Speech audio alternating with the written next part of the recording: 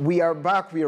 Ni open mic up IV, and of course we are making fun of Historia Recross, which they mentioned, and we are asking Historia quality when it comes to Historia devolution, because there is a case that Zinzi earlier on highlighted. You find a governor saying, I'm going to launch this project worth 10 billion. Then you get there, unapata ni nyumba za matope. Ama mtu anasema, hey, yo, I'm building a state-of-the-art stadium, and then you go there, unapata ni mchanga, there's no even grass. Yeah. So the question is, in as much as maybe we have not been really involved, do you think that even the quality may somehow be compromised for the counties? I think you can only start to question those once you understand the figures and what has been expected.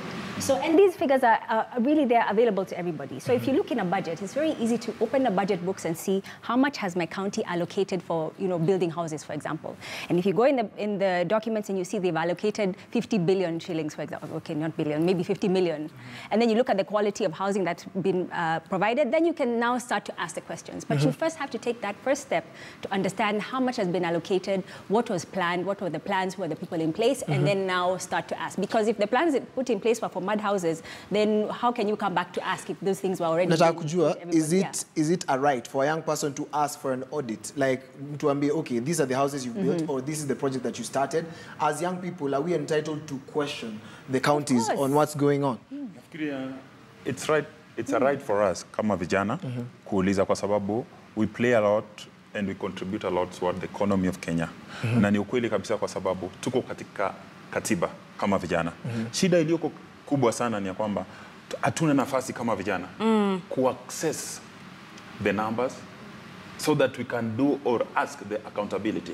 Like saizi tunaongea maneno ya devolution ambapo imefanyika Kakamega. Tunajua leo hata ukiuliza kijana yule kabisa wa kawaida ya kwamba, do you know how much was spent ama cost ya all the devolution conference, ile kitu ilifanyika devolution conference, ni pesa ngapi? Haiwezi kukuambia ni pesa ngapi. But later on unakuja unasikia kwamba it was 300 million, na 300 million accountability huwezi ambiwa ni pesa ngapi hapo ilifanyika. Kwa sababu vijana wanaletwa norm ya Kenya ya kwamba vijana wanahusika tu wakati wa crisis. Right. Wakati tunataka kwenda ku resist. Wakati tunataka kwenda kwa campaigns. Unaona? Lakini wakati wa kujenga na kujua kwamba vijana pia wako na right ya kujua ni nini inaendelea, hapo vijana husiki kabisa. Is that okay, just so, and if I can add, but you are asking, do the youth have a right to ask? In Kenya, the population in Kenya under 35 is 80%. 80% of the population of Kenya are under 35. If the country is not addressing those people, who is it addressing if it's not addressing at least those 80%? So for sure we have to have a right to ask and demand for our rights when it comes to service provision. You've actually said something that just prodded a new idea in my head right now, and I'm just asking, how do we ask? Because I know young people are known for protest, as you've said. And does it mean we lack great spaces of leadership? Do we lack leaders as young people? Because probably you'll hear that we have young leaders when unaskia Babu Owino, maybe student leadership or something like that. But we don't have the platforms. What are some of the avenues that we can use as young people to be able to question the system? Well, in addition to what Juna is going to say, because I know he has some ideas, this is what's 2018. Devolution happened. Now we have easier access to our leaders. We were able to access our representatives at the county level. We can't access even the governor, the communications team, the people who are providing services. Those guys are near us. That was the whole point of devolution. And then a lot of the youth these days, we're always, protesting and fighting. But they're tools that are like we can petition our governors.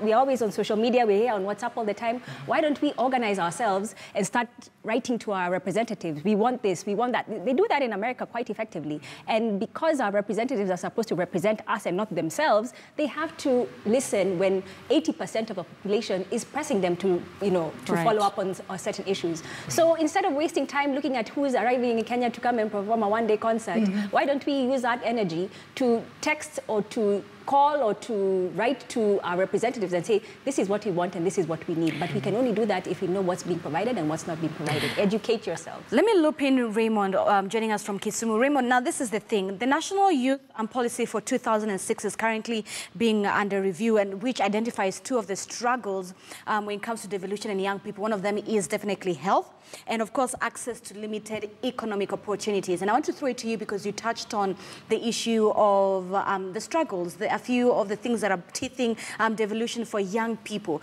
Highlight for us a few of some of the challenges that you think maybe we'd have missed, because we said health as well as limited access of economic opportunity, and maybe how we can go around that.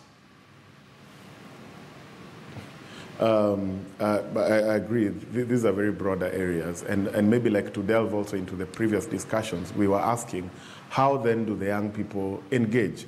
In this time and age, when it comes to the space of information, the space of pushing for what you want, we cannot say that the young people are not privileged not to access. One, you go to the county governments.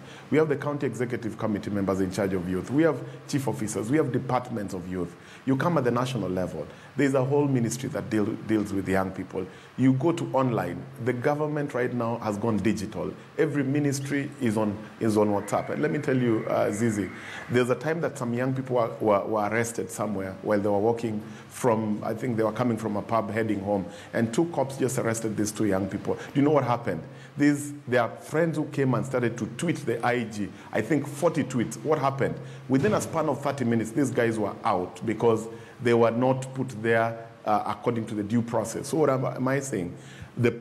We even have opportunities for public participation. How many people go to these halls for public participation? For heaven's sake, Rick Ross is in the country, and I'm telling you that young people are going to burn 10,000 to just see him. Let me tell you, it does not even take a shilling to go to a public participation that is being mounted by both national and county governments. So when I come back to what you've asked me is in terms of the review of the national policy. This national policy was for 2012, and right now it has never been reviewed. We have the National Youth Council Act of 2009 that has not been reviewed. Right now the president has come up with the Big Four agenda that I know fancy everybody is trying to be excited about. But I think as young people then, we must ask ourselves, how then do we engage in the Big Four? How we can engage in the Big Four is the government wants to ensure there's a proper mechanism, there's a framework through which this has to be done. And that can only be done whereby the youth voice and the youth space is organized. Because right now, currently you'll find young people are not organized as any other cohort. You have this group saying this, you have the other group saying this. It's good because we are vibrant, we are energetic, we are innovators, but without focus. Then the government will also want to know systematically, how then do we engage with the young people? And that's why the policy is going to be very important. And when it comes to health, health is affecting the young people. I'm glad you touched on that, because allow me to just flip the coin a little bit. How that we young people are also not responsible. Let me just recall a story not so long ago. Governor Oparanya had given out empowerment fund to a certain group of young people who then went on a drinking spree. So there's also the question of, as young people, are we even responsible? Responsibility. True, Zizi. And can I tell you, I'm the one who brought Governor Oparanya on board. And he said it before me, and he told me, Raymond, you people cannot push us on this youth agenda. He tells me that he told the whole congregation of 600 delegates that he has brought money. Do you know what they do, Zizi? The young people go and drink and they sing his name in the pubs. Right. And let me tell you, there is also the responsibility, and you are spot on, we also must be responsible. I'm saying this, if we are trying to flaunt this issue of we are 70%, we are 80%. Just imagine if that 80%, even 60%, can say 1, 2, and 3 needs to go right. And we have my ODM comrade there who is leading the young people in the political front. What happens? He's talking about that we are bringing politicians, after that we are being used. Who are electing these politicians? It's the young people. Okay. These guys who can come and tell us we want to give you a health center will not be elected, but the guys who will come and dish the money, and definitely they have got their vote. So we must stand up as young people. It's truly sad. Wangari, let me loop you in here. I mean, we've already shared a few of the numbers. Kenya's population, 80% are below the age of 35.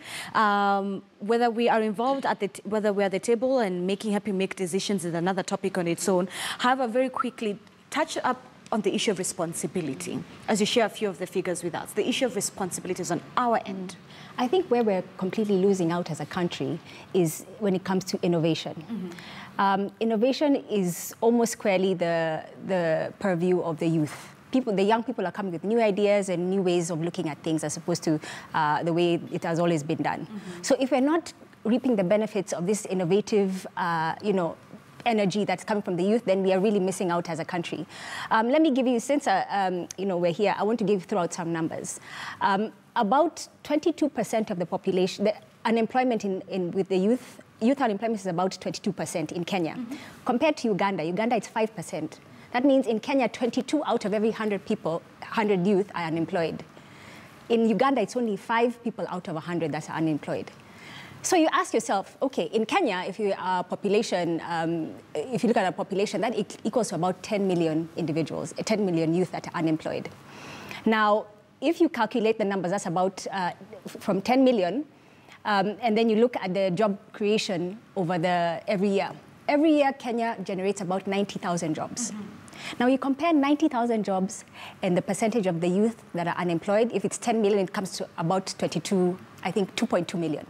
So we have 2.2 million Kenyans unemployed, youth unemployed, and we're only generating 90,000. What happens to the rest? Right. That's only about less than 5% of jobs provided to the unemployed.